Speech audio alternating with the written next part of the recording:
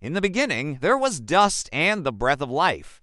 From the very earth itself, God fashioned the first man, Adam. With this single act, a story was set in motion, a lineage that would stretch across millennia, a tapestry woven with threads of life, mortality, and an enduring hope. This is the story of the first fathers, the line of humanity that began in a perfect garden and journeyed through a world marked by toil and sorrow, always carrying a seed of promise. Imagine that first dawn, the moment Adam's eyes opened to a world untouched by time. He was made in the image of God, a creature of both earth and spirit, and from him a family began. Cain, Abel, and then Seth, the son given in Abel's place, the one through whom the promised line would continue. The book of Genesis meticulously records this genealogy, not just as a historical record, but as a profound meditation on the human condition. With Seth, the count begins. He lived 105 years and had a son, Enoch. After Enoch was born, Seth lived another 807 years, having other sons and daughters. All the days of Seth were 912 years, and he died. This rhythm, this powerful recurring cadence, becomes the heartbeat of the narrative. Enoch lived 90 years and had Kenan. Then Enoch lived 815 years and he died. Kenan lived 70 years and had Mahalalel. Then Kenan lived 840 years and he died. Do you hear it? The steady, somber drumbeat of mortality? One generation gives way to the next. A name is spoken, a life is lived, children are born, and then the inevitable conclusion, and he died.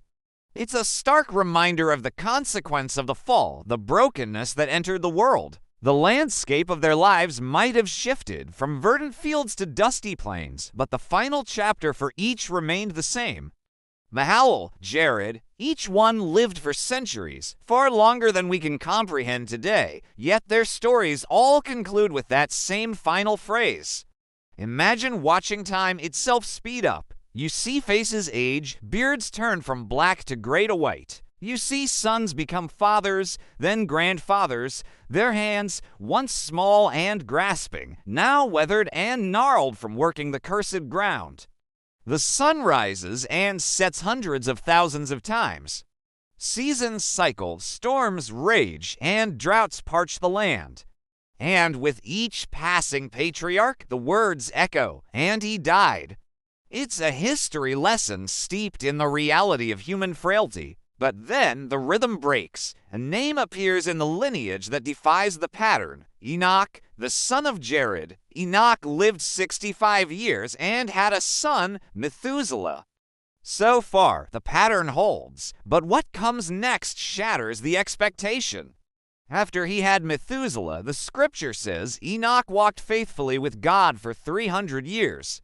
It doesn't just say he lived, it says he walked with God. This was a relationship of profound intimacy, a daily communion that set him apart from all who came before. Picture Enoch not just toiling in the fields, but walking through misty forests, his gaze not on the ground but lifted upward in constant conversation with the unseen Creator.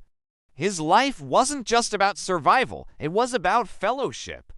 His focus was on the eternal, not the temporal. And because of this, his story has a different ending. The narrative reaches the point where we expect the familiar refrain, but instead it says Enoch walked faithfully with God. Then he was no more because God took him away. No mention of sickness, no long decline, no grave.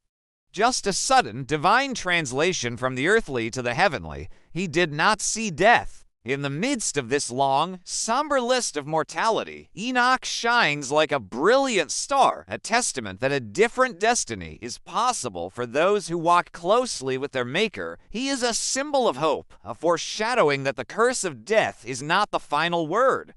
God can, and will, make a way where there seems to be no way.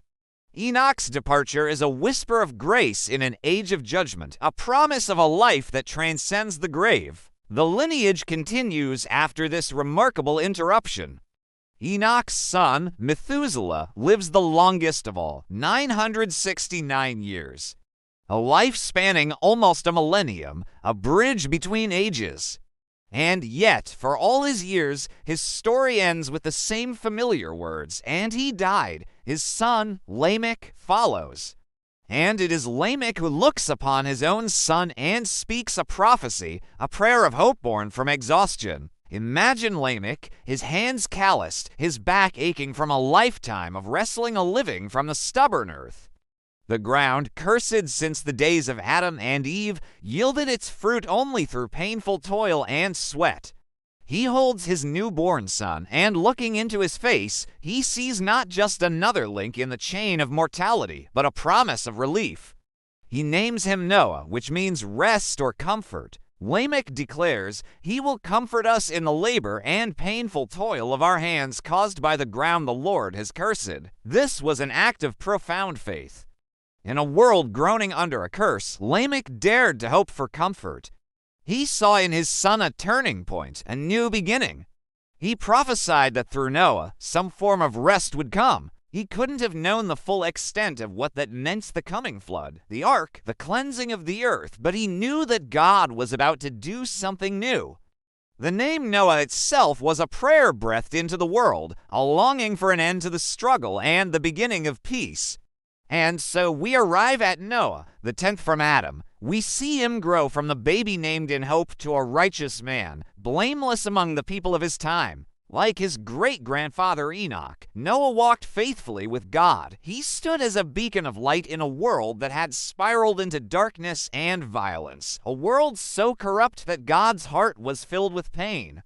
The story now pivots. The long, slow march of generations, punctuated by death, has led to this moment.